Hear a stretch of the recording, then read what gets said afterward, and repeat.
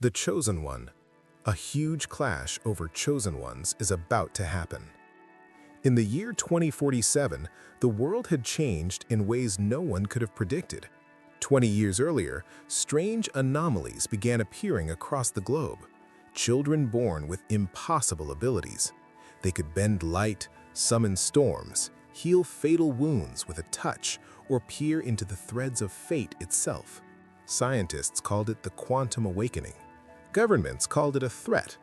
The people called them the Chosen Ones. Elara was one of them. Born in a quiet coastal town that no longer existed, swallowed by rising seas caused by a rival Chosen One's uncontrolled rage, Elara had spent her life hiding. Her gift was rarest of all. She could absorb the powers of others temporarily, mirroring them like a living reflection. But every time she used it, a piece of her own soul frayed away. She was 25 now, living in the shadowed undercities of New Avalon, a sprawling megacity built on the ruins of old Europe. Elara worked as a mechanic in the black market garages, fixing hoverbikes and drones for smugglers who didn't ask questions. She kept her head down, her silver-streaked hair hidden under a hood, and her violet eyes, the unmistakable mark of a chosen, shielded behind tinted goggles. Peace, or the closest thing to it, was her only goal. But peace was about to shatter. It started with whispers in the underground networks. A new faction had risen, the Order of the Singular. Led by a charismatic chosen named Kale Draven, they believed there could be only one true Chosen One, the apex of evolution. All others were flaws, impurities that needed to be purged. Kale himself possessed the dominion. He could command obedience from any living being, twisting minds like clay. His followers grew by the thousands, ordinary humans and weaker chosen alike, all chanting the same mantra, one to rule, one to ascend. Opposing them was the Alliance of Echoes, a loose coalition of chosen who valued diversity. They argued that the awakening was meant to be a symphony, not a solo. Their leader, Mira Thorn, could manipulate probability, making the impossible probable, turning battles with a flick of luck. But the alliance was fractured, outnumbered, and running out of time. The tipping point came on a rainy night in New Avalon's lower levels. Elara was closing up her garage when a young boy stumbled in, bleeding from a branded mark on his forehead, the singular symbol, a single burning eye. "They're coming," he gasped. "For all of us. Kale says the final clash is here, the prophecy of the Mirror Chosen." Elara froze. The Mirror Chosen. An ancient legend whispered among the awakened, one who could reflect all powers, uniting or destroying them. Many believed it myth, but Kale didn't. He had declared war to find and claim her, or eliminate her if she refused to submit. The boy died in her arms moments later, his last words a warning, "They're hunting you." That night, the raids began. Singular enforcers swept through the undercities, dragging chosen ones into the streets. Some submitted willingly, their powers siphoned into Kale's growing arsenal through dark rituals. Others fought and fell. The skies above New Avalon cracked with lightning from storm callers, and buildings trembled from earthshakers on both sides. Elara ran. She fled through the neon-lit alleys, her heart pounding as sirens wailed. Behind her, she heard the chants, "The Chosen One! There can be only one!" She didn't want to be anyone's savior. She didn't want to fight. But as she turned a corner and faced a squad of singular hunters, 3 chosen flanked by mind-controlled humans, she had no choice. The leader stepped forward, a woman who could phase through matter. Surrender the mirror and join the true path. Elara pulled off her goggles. Her violet eyes glowed. "I'm not joining anyone." The fight was brutal and brief. Elara absorbed the phaser's ability, slipping through their bullets like mist. She mirrored the fire wielder's flames, turning them back on him. The telekinetic's own force crushed his allies against the walls. But with each reflection, pain lanced through her. A burning in her veins, a whisper in her mind urging her to take more, to keep their powers forever. She left them broken but alive. Mercy, she told herself, was what separated her from Kale. Word spread quickly. The mirror chosen had revealed herself. The Alliance reached out through hidden channels. "Come to the spire. We need you." The singular broadcasted across every screen in the city. "The imposter walks among us. Bring her to me and ascend with the true chosen one." Elara knew the clash was inevitable now. Kale was amassing his forces at the Grand Citadel, the fortified heart of New Avalon. Mira and the Alliance were preparing a desperate assault. Neutral chosen were forced to pick sides. Even ordinary humans were arming themselves, some fearing the awakened, others idolizing them. As Elara made her way toward the spire under cover of night, she encountered stragglers, refugees, wounded fighters, children with flickering powers. She healed who she could, absorbing just enough to mend without stealing permanently. But doubt gnawed at her. If she joined the Alliance, would she become a weapon? If she faced Kale, could she resist the temptation to absorb his dominion and become the monster he wanted to create? At the spire's hidden entrance, Mira waited. The probability weaver was older than Elara expected, her face lined with the weight of too many gambles. "You're her," Mira said softly, "the one who could end this." "Or make it worse," Elara replied. Mira smiled faintly. "That's why you're the key. Kale wants singularity, absolute control. We want harmony, but only you can reflect what we truly are." In the war room below, maps glowed with troop movements. The Alliance had perhaps half the numbers. Kale's forces were disciplined, unbreakable under his command. "The clash happens at dawn," Mira said. "He'll force it in the central plaza, neutral ground. He thinks he'll draw you out." Elara stared at the holographic display. Thousands would die. Powers would rage unchecked. Tsunamis in the streets, minds shattered, reality warped.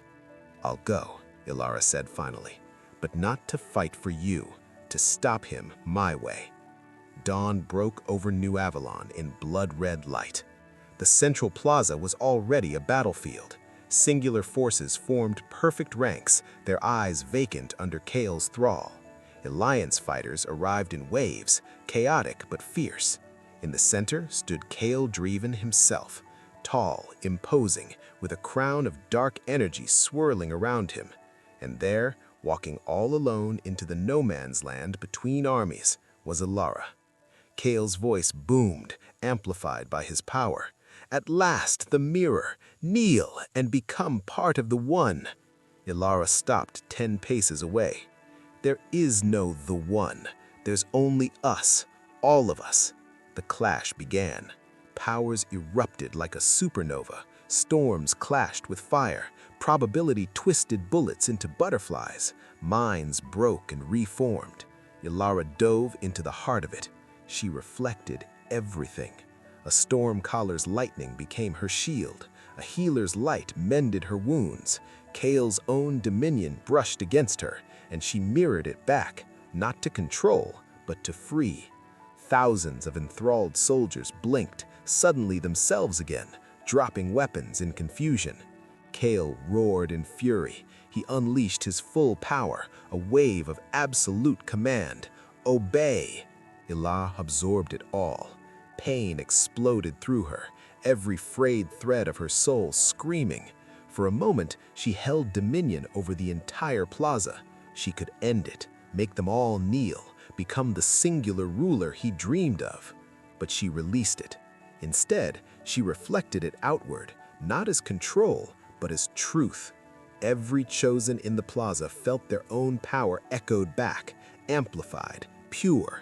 They saw themselves not as threats or gods, but as part of something greater. Kale lunged, desperate. "You fool! Unity is weakness!" "No," Elara whispered, her voice carrying across the silence that had fallen. "It's everything." She touched him, not to steal, but to reflect his own power fully upon himself. For the first time, Kale felt the weight of absolute dominion turned inward. His mind, so used to commanding others, fractured under the burden of commanding none but his own doubts. He fell to his knees. The fighting stopped, weapons lowered. Chosen on both sides stared at each other, then at Elara, who stood trembling in the center, blood trickling from her eyes. The clash was over, but the war for what came next had only begun. In the weeks that followed, the order crumbled. The alliance reformed, wiser. Elara vanished into the crowds, her powers dimmed from the strain, perhaps forever. Legends spread. The mirror chosen had come, reflected the truth, and walked away. Because the real truth was simple. There was never just one chosen one. There were all of them. And the world, fractured and awakened, would have to learn to live with that. Or clash again. In the fractured world of 2047, where the remnants of old nations clung to megacities like New Avalon, the quantum awakening had reshaped humanity's destiny. It began 2 decades prior, in 2027, with the first documented cases. Infants born under auroral skies, their cries echoing with unnatural power. These children, dubbed the Chosen Ones, manifested abilities that defied physics.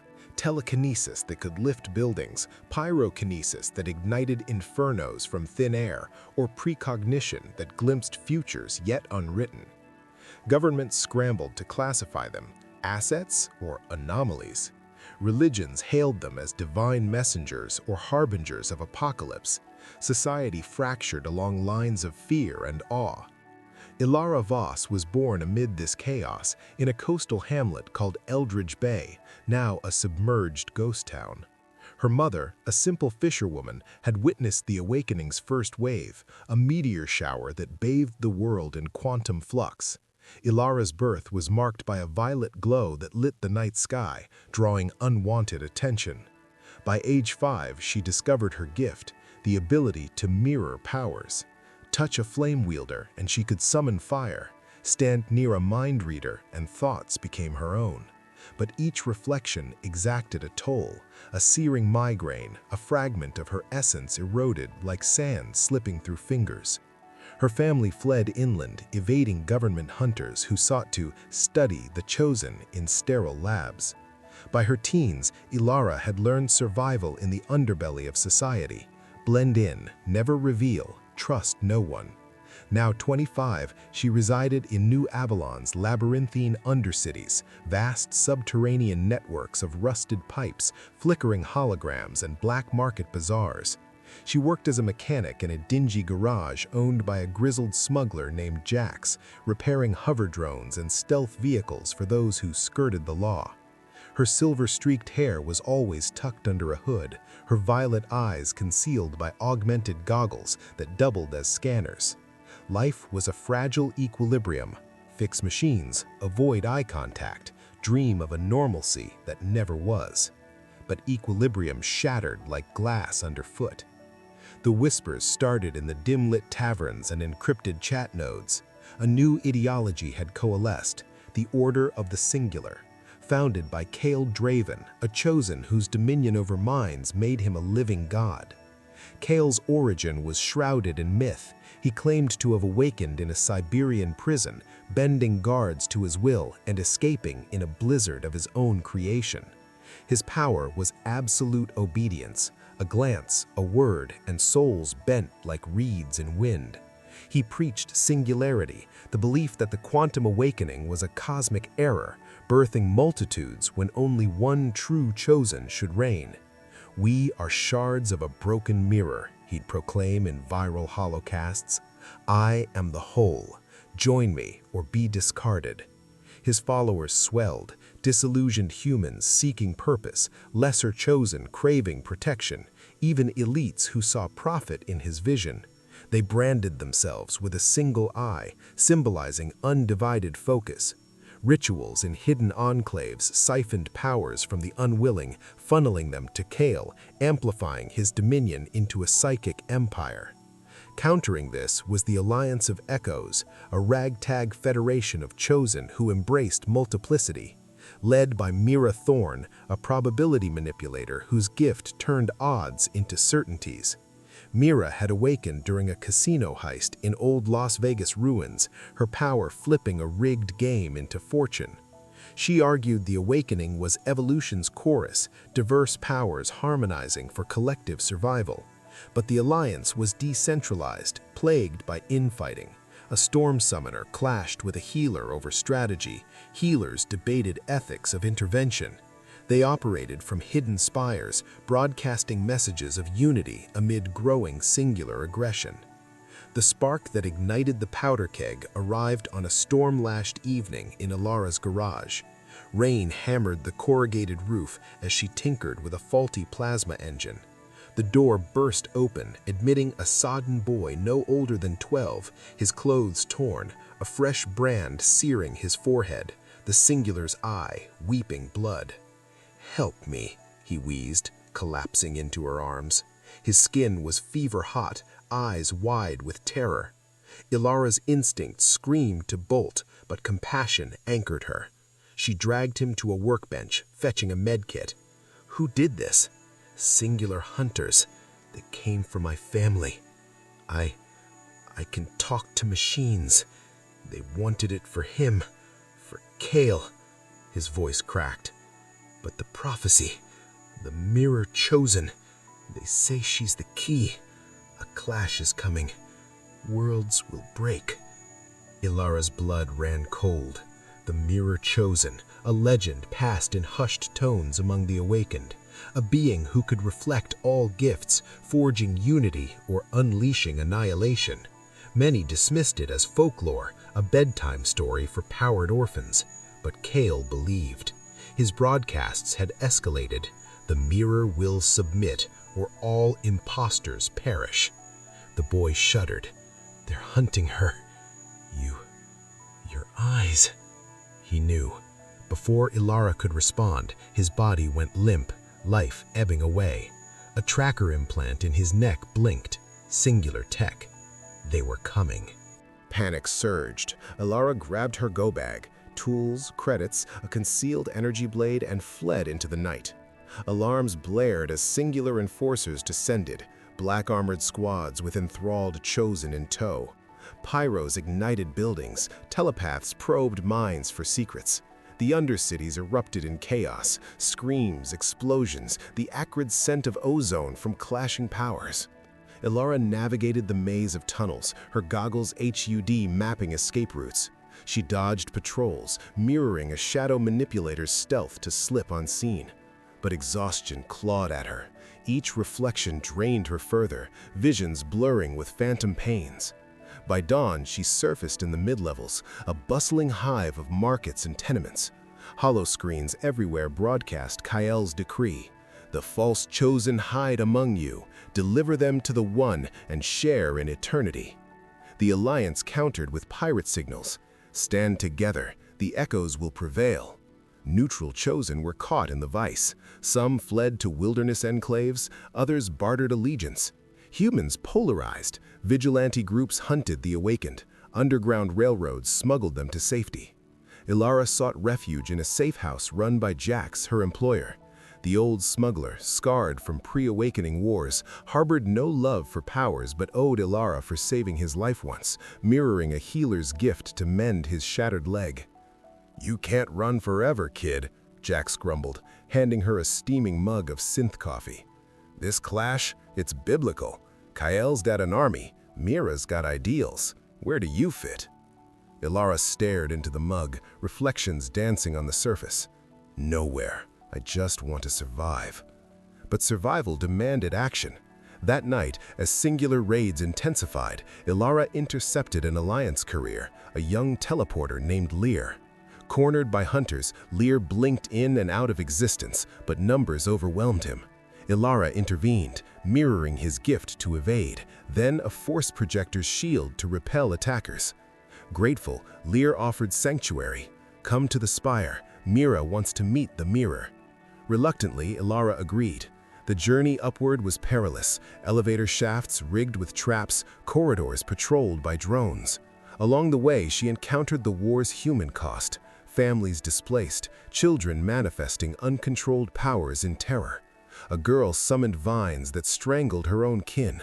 Elara mirrored a calming aura to soothe, but the toll mounted. Her veins burned, memories not her own flickering like ghosts. The spire was a towering relic, camouflaged amid skyscrapers, its core a fortified bunker pulsing with energy shields.